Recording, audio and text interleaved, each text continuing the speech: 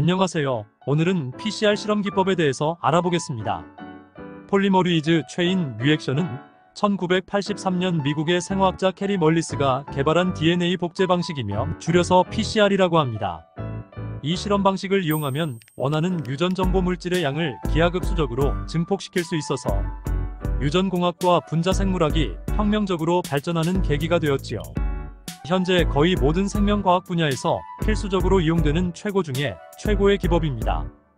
유전 정보를 전달하는 DNA의 이중나선 구조가 밝혀진 뒤 생물학자들은 어떻게 하면 이 유전자라는 것을 조작할 수 있을까 하는 생각을 하기 시작했습니다.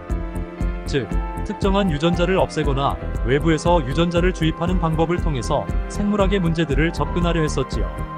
이러한 상상의 세계에서나 가능한 너무나 어려운 문제를 해결하기 위해서는 당연히 실험의 재료에 해당되는 DNA가 대량으로 필요하게 되었습니다. 여기서 잠시 생물학에서 많이 사용하는 수의 단위에 대해 알아보겠습니다. 1이 있습니다. 1의 10분의 1은 데시, 1의 100분의 1은 센티, 1의 1000분의 1은 밀리, 1의 100만분의 1은 마이크로, 1의 10억분 1은 나노, 1의 조분의 1은 피코, 1의 천조분의 1은 펜토입니다.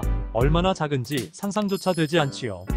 생물학, 특히 분자생물학의 세계는 엄청 작은 물질, 우리가 상상할 수 없을 만큼 작은 물질을 다루고 있지요. 이렇게나 작은 물질을 대상으로 우리가 원하는 정확한 위치에 유전자를 넣고 빼고 하는 것이 상상이 가십니까?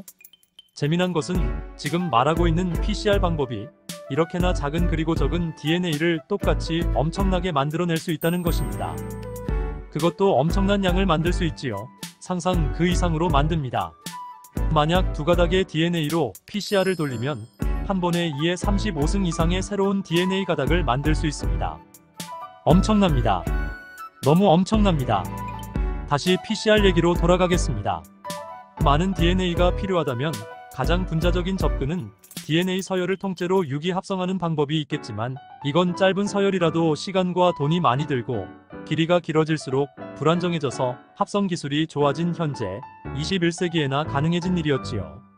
한편 많은 과학자들에 의해 DNA 복제의 분자생물학적 원리가 차차 밝혀지면서 과학자들은 복제에 필요한 효소만 뽑아서 DNA 프라이머와 섞어주면 자기가 알아서 복제를 하지 않을까 라고 생각하게 되고, 멀러스는 여기서 한 발 더 나아가 일단 복제가 일어난 다음에 또 복제가 일어날 수 있는 조건을 만들어주면 반응이 한번 반복할 때마다 기하급수적으로 DNA 수를 늘릴 수 있겠다 하고 착안하게 되었지요.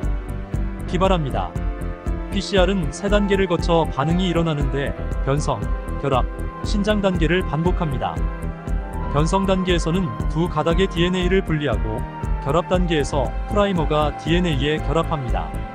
또한 신장 단계에서는 중합효소 팔리머레이스가 DNA를 합성하지요. 아주 간단하지요. 그렇지만 결과는 엄청납니다. 하지만 PCR 방법이 처음부터 쉬운 건 아니었지요. 초기 PCR 방법은 각 사이클마다 효소를 넣어야 했으며 이에 따른 실험 조건을 잡는 것이 힘들고 불편함이 엄청 컸었지요.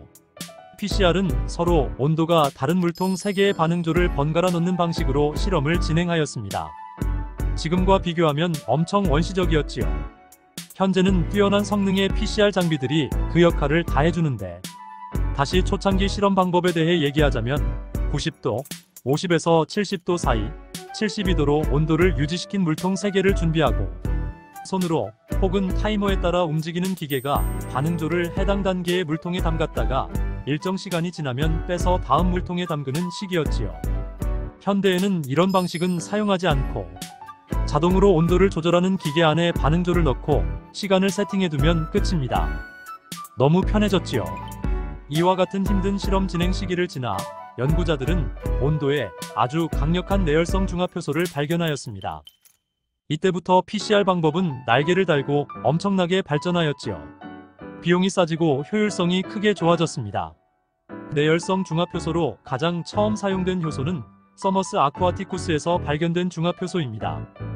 이 세균의 중합효소는 고온에서도 안정해서 변성, 결합, 신장을 여러 번 반복해도 효소 활성을 유지할 수 있지요.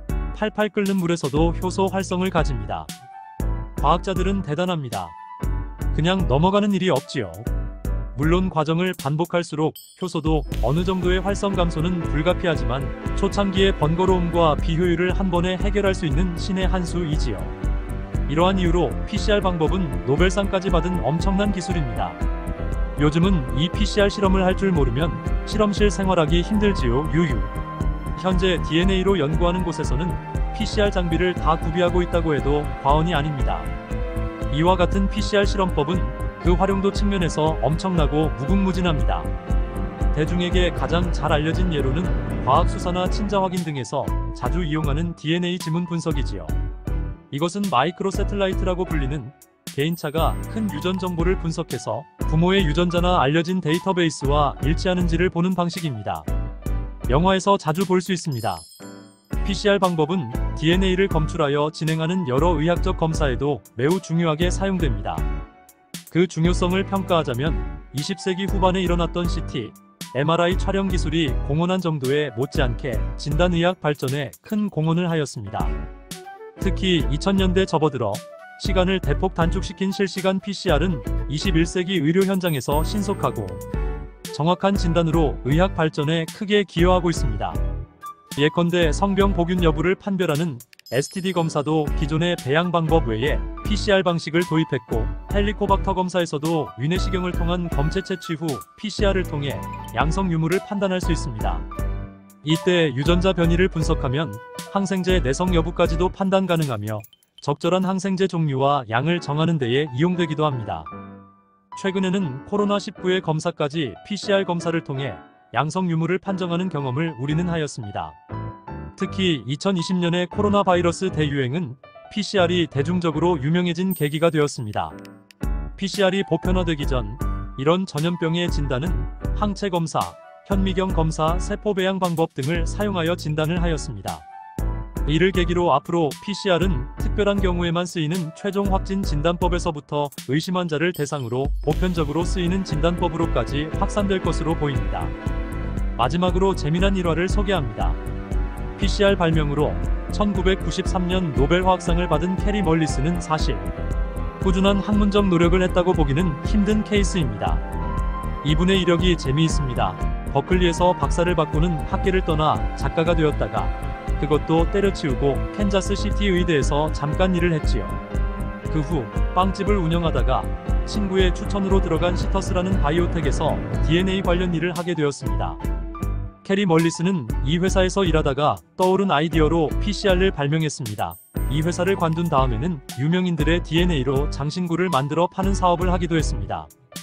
어찌되었건 그는 인류 역사상 가장 위대한 실험 방법에 대한 발명으로 노벨상을 받는 대박이 터뜨렸습니다. 정말 대단합니다.